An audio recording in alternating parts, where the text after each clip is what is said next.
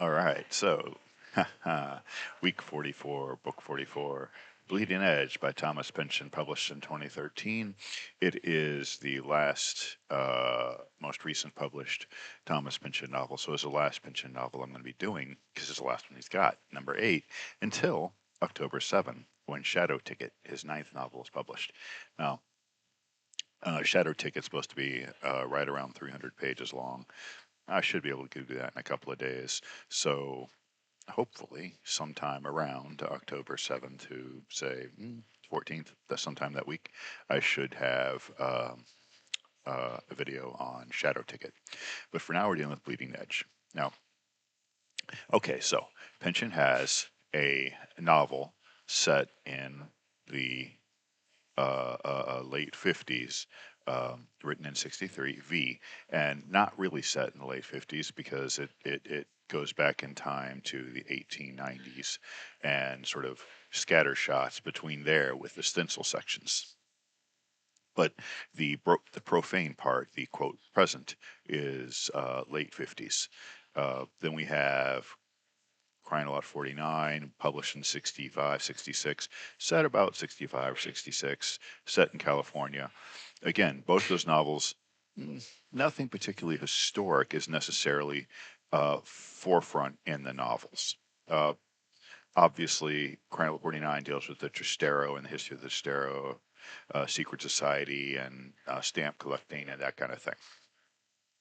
Then we go to Gravity's Rainbow, again published in what, 72, 73, and this novel deals with World War II. But it doesn't come at World War II from an obvious angle. It is about what's going on in Great Britain at the time, just before and just after D-Day, and then after victory in Europe, and the resulting chaos in the German zone. We don't see much of the war itself. We see the aftermath. We see people moving into the areas. And even when we're in Great Britain, we don't deal with the normal everyday experience of the Blitz, although there are obviously the V2 bombs and the V1 bombs before them are mentioned, and all that is mentioned. We don't deal directly with that. We deal more with Slothrop and his unusual progression and journey throughout the novel. So you have a huge historical event, but we're seeing it from an oblique angle. Then we have Vineland. Um, yeah, historically, yeah. Okay, so the crackdown on pot dealers and on the radicalism of the late 60s, that's basically the focus of it, but no specific big event is really central to it. The the major conflict that happens there, the PRR, is fictional. And when Brock comes back in at the present of the novel with the Zoid Wheeler bits and the Prairie bits, all of that stuff set in the mid 80s is again not historical, though the the war on drugs and the increased focus and of conservatism and the turn to conservatism that Tom Pynchon's talking about there was real. None of that is a historic event. It's all a fictional event placed within that larger picture, but no huge super events. Then we get Mason and Dixon. Mason and Dixon takes place shortly before the Revolutionary War, the American Revolutionary War, and it does deal with that historical event of mapping the Mason-Dixon line, obviously. But my point here is that that larger event, the American Revolutionary War, is kind of passed over. It's there, but it's not an important event. It's an important event, but it's not a central event. It's just, okay, all this stuff is happening and the war, the lines are drawn and all that. The war happens and we get a brief bit after. And of course, the entire Cherry Coke narrative, that part of the novel, is entirely after the Revolutionary War.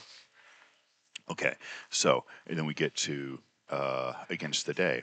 Against the Day, again, World War I is a major, major, major event. The turmoil in Russia, the 1905 revolution, and of course the Bolshevik Revolution, where the Soviet Union was created and Russia fell. Okay, all of that should be central, but it's not. It's there, it's in the novel, but it really is almost a sideshow to the insane wheeling, dealing, and back and forth of the main characters of the novel. And, the closing of the West is mentioned, but again, not necessarily a specific important quote event. Of course, it's not really an event anyway. That's sort of a process that looking back becomes an event. There was no actual little, like, boom, the frontier is closed. It was more kind of a gradual slip into lack of frontier. But my point here is all of these novels, and we might as well just continue and look at Inherent Vice the same way. Inherent Vice, again, it's set in the backdrop of the Manson trial, the Manson trial, but the Manson trial never appears front and center, and it's not really about the Manson trial per se, as it's really just a backdrop. My point here is that all of these books deal with an historical event. Well, most of them, some of them don't. An historical event that kind of happens off center. We're looking at it all from an oblique angle. Now, why am I mentioning this before I talk about Bleeding Edge? Because Bleeding Edge, set in the summer before 9/11, is kind of about two things. It's about 9/11, and it's about the dot-com crash and the aftermath. And it really and truly is that second thing, the dot-com crash and the aftermath, that I think is more what Pynchon is talking about. The bleeding edge is a term that's used for, you've heard of, like, cutting edge technology. Well, bleeding edge is bleeding edge technology would become cutting edge technology. It's early adoption. It's that kind of thing. Okay, and so a lot of the novel deals with what's called the deep web. Now you have to understand the deep web. All the deep web is like YouTube.com is a place that you can type in an address and go to on the internet. At YouTube, there are millions of videos, all at a URL that is not necessarily made public. That's all the dark web is the URLs that are not made, well, URLs that are made public, but not really even sites that have necessarily a URL assigned to them. They're data, they are statistics, they are spreadsheets, they are projects that have not been published. They are the part of the internet that is everything that you can't get to by directly typing in a URL. Now, YouTube's not necessarily the best of examples because you can get to any video on YouTube, I believe, most of them anyway, by typing in some complicated string of characters if you know them. You can also, of course, create a link and click on a link and go there through a link. So, but the point here is that when you go to YouTube, when you go to Wikipedia, when you go to Gmail, when you go to Google, when you go to any of these larger things, what you're seeing is just the surface sheen. You're seeing what's shown to the public. Well, if you turn that around and look at the other side, or you open the doors and go in, that is what the dark web is. There's nothing particularly mysterious about it. It's not necessarily dangerous. It's not necessarily anything except places that are kind of sort of off the map. And we know how Pynchon likes things that are kind of sort of off the map. So that's what he's interested in. It's important to note that there's another concept, the dark web. The dark web is part of the deep web, but the dark web is the icky, crazy, illegal, anything goes areas of the deep web. So that's where you're going to find your terrorists, people who trade in pornography, people who trade in certain kinds of hate and intolerance and that kind of thing.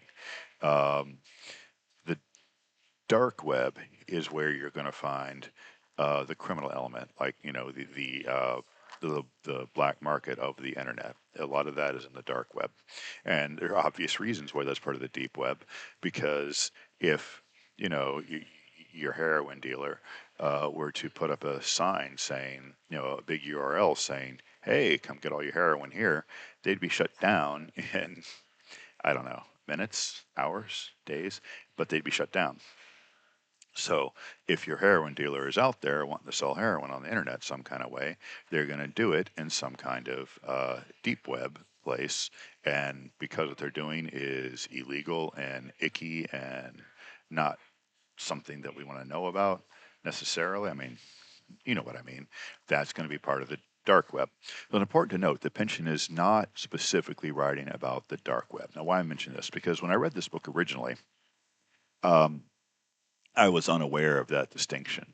And so I thought this book was in many ways kind of silly because the stuff that's going on in the book in the deep web is not that complicated.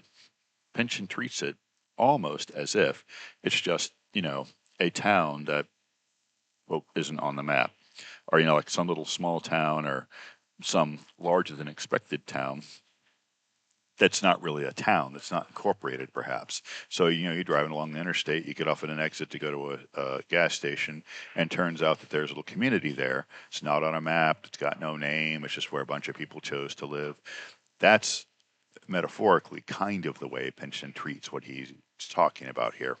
And it's fairly accurate. And the reason why it's called leading edge is because the people in this environment, they've created kind of an interface where people can exchange information in a some kind of encrypted private way, and they have kept it down in the dark web where deep web, excuse me, deep web. See, easy to get them confused. Deep web, where there is no specific route to it from a browser. You have to have specialized software to get to it. And this interface is where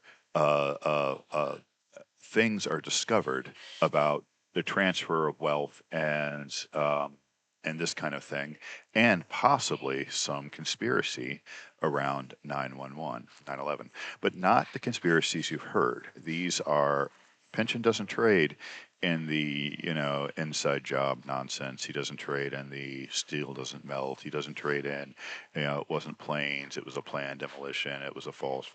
He doesn't trade on any of that.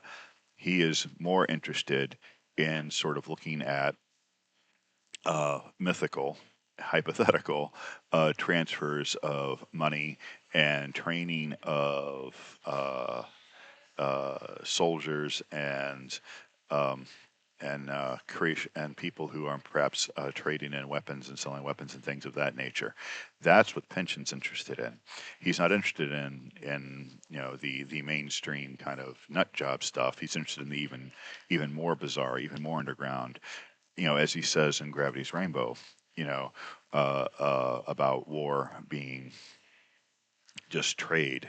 So who gets wealthy during the war? Well, obviously, the manufacturers on both sides do, and so it's just another facet of the way in which trade works, and that's kind of the way of capitalism. That's kind of the way this treats this as well. So what the overt story is about this woman whose name is, let's make sure I get her name right, Maxine Tarnow. Tarnow. Maxine Tarnow. Maxine Tarnow has two young boys, and she is a fairly recently divorced mother. And her boys are, I think, about 10 and 8, or 10 and 7, 9 and 8, something like that. Anyway, they're about that age. And it starts with her deciding that she's going to walk them to school. Now, the reason why that's important is we start with it's the first day of spring 2001, and Maxine Tarnow, though some still have her in the system as Loeffler, that's her married name. But it's the first day of spring 2001, and Maxine Tarnow, though some still have her in their system as Loeffler, is walking her boys to school. Yes, maybe they're past the age where they need an escort. Maybe Maxine doesn't want to let go yet. It's only a couple of blocks. It's on her way to work. She enjoys it. So, all right. So there's lots of things going on, kind of, in those little introductory paragraph, but the important thing here is that she's walking her boys to school. They've kind of reached the age where they don't really need an escort, but she wants to be there with them. She wants to protect them. Okay. And then, of course, uh, things happen. Maxine is a fraud investigator, and she gets hired to investigate this fraudulent thing. And one thing leads to another. She gets connected to the people who have, I think it's called Deep Archer. Is it Deep Archer? Um, in Silicon Alley is what it's called, the area of the tech world at the time that is in New York, not in Silicon Valley. So again, there's Pynchon writing about kind of the marginal thing. Silicon Valley, well, I've heard of. I'd never heard of Silicon Alley. I'm not a techie person, so there you go. Um, and Deep Archer is this interface that's in the deep web. And so she learns about the deep web and she goes to this place and she starts to learn about this money transfer. And that's basically the idea, is that she's tracing these money things going on. And this is all happening, like I said, before 9/11, and nobody has any clue that 9/11 is going to happen. And then 9/11 happens. That all happens. The dot-com crash has happened. Most of the businesses are gone. In fact, that's actually the main thing that's going on here. She's tracing a defunct dot-com companies that seem to be involved in money laundering for again, one of these rich oligarch kind of guys that Pynchon likes to write about. Interestingly enough, by the way, Donald Trump is mentioned twice in this book. Considers written in 2013 or published in 2013, set in 2001. It doesn't directly deal with the Donald Trump that we've come to know and, well, love or hate or whatever you want to say. It doesn't deal with him directly as that person, but it does point out in a sort of oblique way his not great reputation as a businessman even then. But it's not the focus point. He's just mentioned twice. Honestly, if he were not president of the United States right now, if he weren't so divisive, probably you could read this book and completely miss that he's mentioned because it's that irrelevant. But this other guy that he does talk about, whose name is, what is his name? Oh, I don't even remember. But this guy that she is looking into is kind of like a Trump figure in the business sense, not in the political sense. And then 9/11 happens, things happen, things go on, and the book ends with this kind of interesting conclusion. Um, she's getting ready to try to walk her kids to school. By the way, her ex-husband comes back, Horst. He comes back, and they're kind of rekindling their relationship.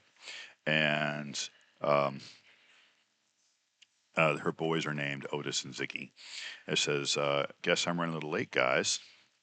Go to your room. Otis shrugging into his backpack and out the door. You are like so grounded. Joking, obviously, of course. Right? Ziggy surprising her with an unsolicited air kiss. See you later at pickup. Okay? Give me a second. I'll be right with you. It's all right, Mom. We're good. I know you are, Zig. That's the trouble. But she waits in the doorway as they go on down the hall. Neither looks back. She can watch them into the elevator, at least.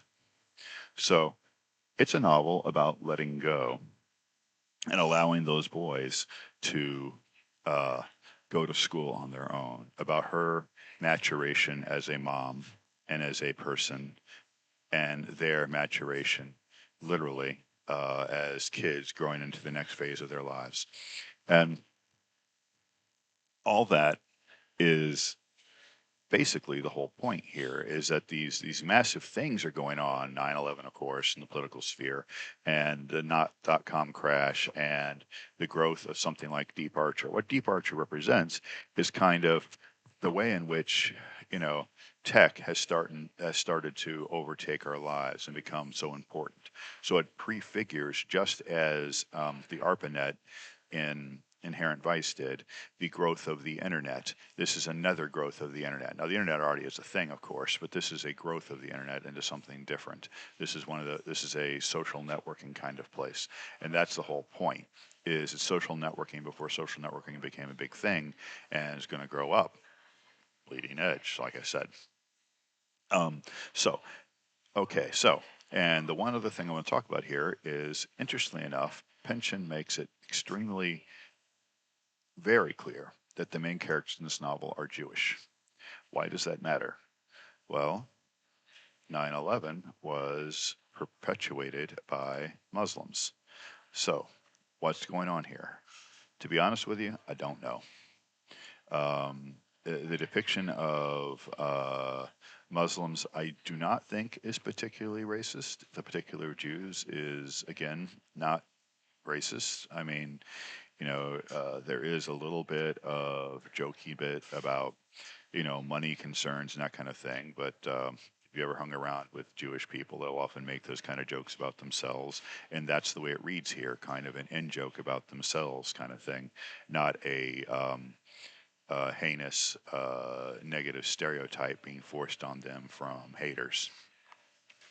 But I'm not Jewish, and maybe there's more going on there. So it is notable, as far as I'm aware, Pynchon is not Jewish. He has not, as far as I'm aware, really espoused any particular religious point of view. Politically, he's got to be somewhere on the left, but I couldn't say precisely where. Um, he may be the kind of person who doesn't vote. He may be the kind of person who sits on the sidelines and just watches and critiques. That's also a possibility. But I would be surprised if he weren't somewhere on the left, simply because his interest in depicting the lives of so many different people in so many different ways, it seems unlikely that he would be interested in doing that in kind of anything like a fair and balanced way, or looking at social justice in any kind of way. Although obviously he is not an easy just acceptor of points of view. He is obviously very critical of some aspects of what's going on with leftism, and possibly with identity politics as well. So make the Jewish thing what you will. Okay, my original opinion was that Inherent Vice and Bleeding Edge were two latter day kind of crappy books. That's not my point of view anymore. I think they are very, very readable, very interesting, and they're not the attempts at great epic like Gravity's Rainbow, Against the Day, Mason and Dixon, and even to some extent V. Um, that's not what they're doing. These are, okay, the epics are out there. Now, these are slices of life about people who live within these epochal, epochal changes? Epochal changes? Um, and that's what we have here. That's what we had to some extent in Vineland. That's what we had in Inherent Vice. That's what Pynchon seems to be focused on now, is these kind of moments. So if you think of Coleridge and Wordsworth and the idea of spots of time, or that kind of thing, that is what we're dealing with here. We're dealing with a smaller focus, the humanity of what is behind the large structural patterns that he analyzes in the larger work. Definitely more human, definitely more family oriented. The Pynchon is not necessarily great at dialogue. He kind of, really got a lot of practice on it in Mason and Dixon with that strange diction, but still had kind of, believable characters with dialogue. And he does that here as well. In fact, I would say Against the Day and Bleeding Edge, one of the features of them that are very, very nice is the dialogue seems very human and very real. It seems like the kinds of things people really might say in their unguarded moments. And that's hard to achieve and to keep any kind of narrative focus. So, Bleeding Edge. I would not have recommended it before this reading, but it's one of the reasons why I did this project, was to reacquaint myself, particularly with the later Pynchon, but I wanted to do it in the context of all of his work. Pynchon has flaws. He is not a perfect human being. He is flawed like us all. So don't expect this to necessarily escape some of the sexism and some of the difficulties that his earlier work has had. It's more muted here, I think. You know, you'll have to decide for yourself how he deals with Maxine's sexuality. Um, but broadly speaking, I think that he is definitely working, you know, through those kinds of things. And the depiction here is definitely more human, definitely more grounded. There's less of, you know, the naked bimbo nonsense that you see in his 60s work here. So I would recommend it. Is it the place to start with Pynchon? Don't know. Crime Lot 49 if you want the classic Pynchon, probably. Uh, Vineland if you want kind of transitional. Inherent Vice or Bleeding Edge, probably a bit of a toss up. I think I like this slightly better than um, Inherent Vice, but Inherent Vice has the advantage of having the movie, which I will talk about at some point, which makes it, you know, perhaps more accessible since if you don't get it, you can watch the movie and, you know, possibly get a little sense of what he's doing there. All right, so all right, so that's it for Pension for now. On to other things. Have a nice day.